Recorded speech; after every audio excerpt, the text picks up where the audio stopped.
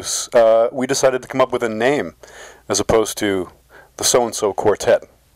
And so we workshopped a bunch of ideas, thinking of jazz slang, more urban slang, and went online, found Buckaloose, and we stole it.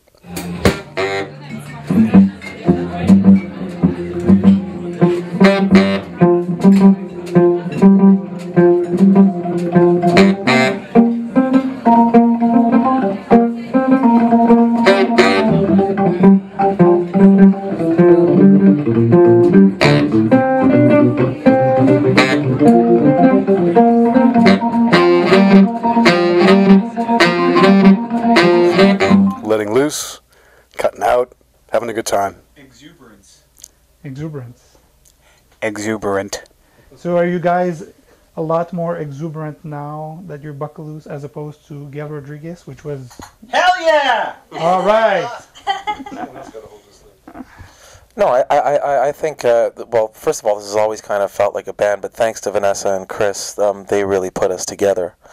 But it felt like a family almost, you know, right away, and that exuberance, I think, was always present, literally from our first gig together, when we didn't even have a chance to rehearse any of the tunes.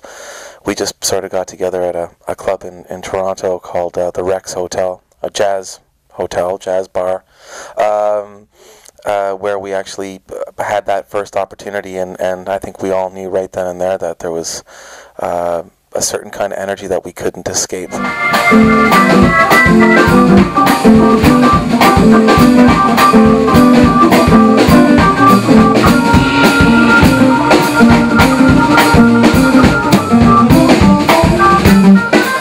and I had met at Banff, the jazz workshop in Banff several years ago, and you know, we were talking about the musical chemistry happening. We decided we've got to do this. So we worked together in a few different contexts before us happened, and that night that Mike joined us, we recorded that concert live and decided to put it out as a record. So that was our Gale Rodrigues group live and direct.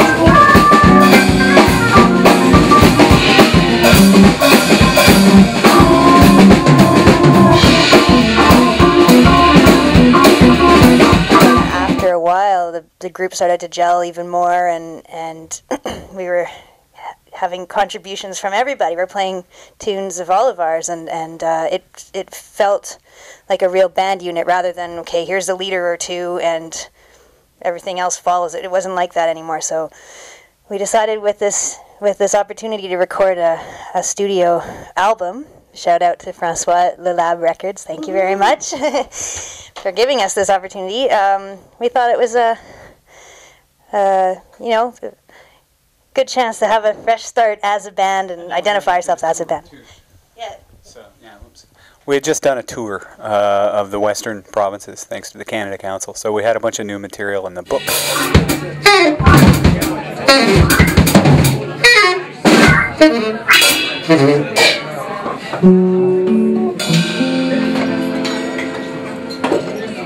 A lot of compositions, a lot of new material from whom, and maybe talk about that a little bit.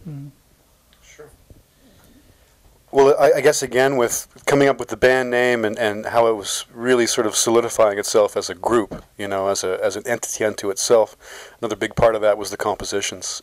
We all write for the group. We all bring our music to the table, and you'll find that on the album too. There's at least a couple tunes from all of us on there, and it's all original music, and we're pretty stoked about it, I guess.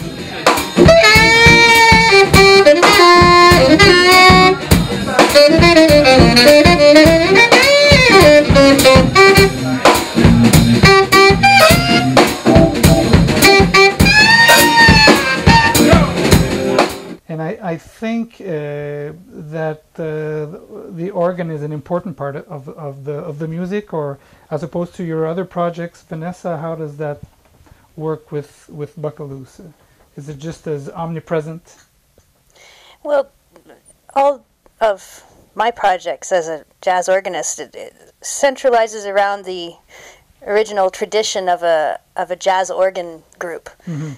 The core of it being organ, drums and guitar without a bassist, and the organ is a central figure rather than being a color like in a rock band or a soul band where you hear the sound and it's filling it up and coloring, but it's not necessarily central or out front. But in a jazz setting, it's a huge part of the rhythm section, and it's a real driving force. So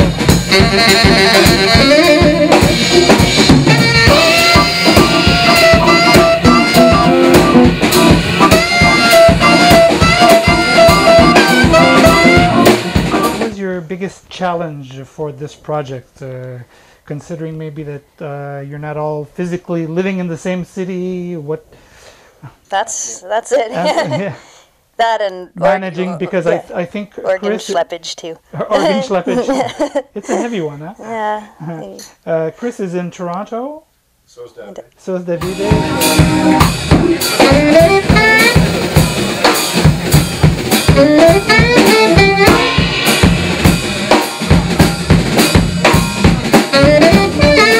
I have no idea what I was going to say.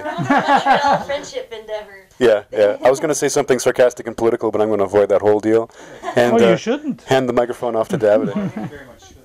Well, I think, excuse me, I think, when you were asking about challenges, very, I mean, really, generally speaking, very little to say as far as challenges are concerned. I mean, this is a pretty awesome band on many levels, and we really get along. And the fact that we only see each other a very small amount a year really just goes to show that it's there's a really nice chemistry here. One of the challenges for us, though, and I'm going to single Vanessa out on this, is and she I think she's forgotten to mention this. That is the fact that recording live is one thing, but recording in a studio environment is a whole other thing. And I think Vanessa's had some issues with that in the past, and I think it's safe to say that energy and that exuberance really has come out. And again, thanks to Francois and Robert for giving us that opportunity and really bringing that out, because this band really thrives on playing live. So that was a challenge, and doesn't really feel like, well, I don't think it'll ever be a challenge in the future. I think we sort of got rid of that sort of fear, let's say. So, other than that, we're ready to rock.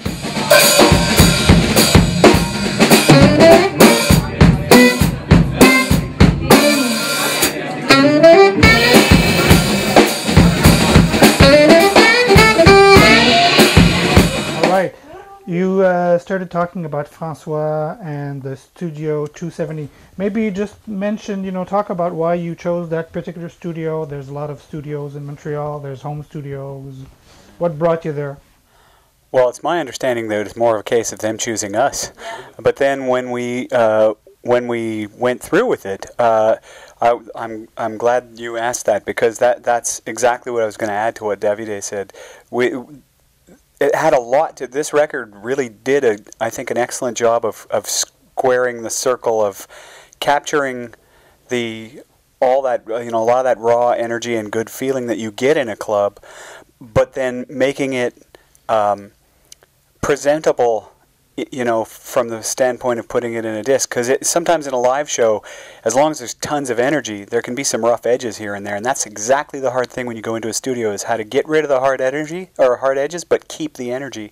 And the guys, Francois and Robert, they managed to set up the conditions and all the sound conditions, but also the psychological conditions perfectly to achieve that.